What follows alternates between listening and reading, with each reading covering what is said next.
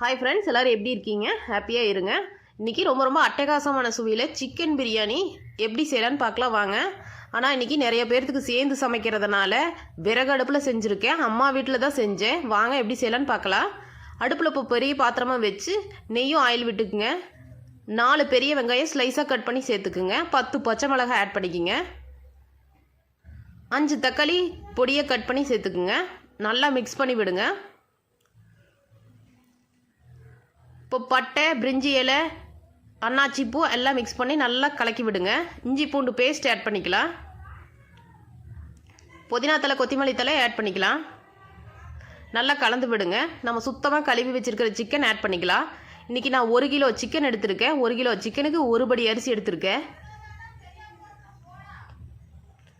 நல்லா மிக்ஸ் பண்ணி விடுங்க. காஷ்மீர் மிளகாய் பவுடர் போட்டிருக்கேன், சிக்கன் பொடி போட்டிருக்கேன், தேவையான அளவு உப்பு சேர்த்துருக்கேன். நல்லா மிக்ஸ் பண்ணி விடுங்க.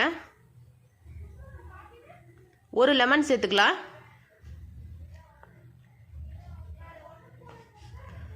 அவ்வளோதான். அரிசி நல்லா சுத்தமாக கழுவி ஆட் பண்ணிக்கலாம். தேவையான அளவு தண்ணி ஊற்றிக்கலாம்.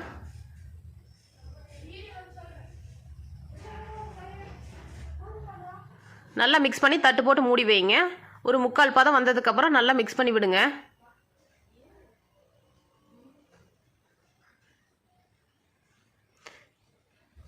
விறகடுப்பில் செஞ்சாவே எப்பயும் ஒரு டேஸ்ட் வருங்க. நான் தனியாக வேக வச்சு வச்சுருக்கிற முட்டை ஆட் பண்ணிக்கலாம்.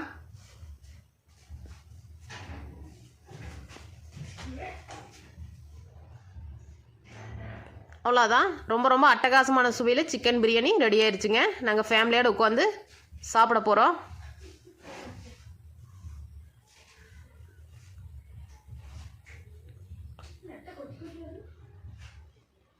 அவ்வளோதாங்க. வீடியோ பிடிச்சிருந்தா லைக் பண்ணுங்கள், சப்ஸ்கிரைப் பண்ணாதீங்க சப்ஸ்கிரைப் பண்ணுங்கள், சப்போர்ட் பண்ணுங்கள். பாய், டாட்டா.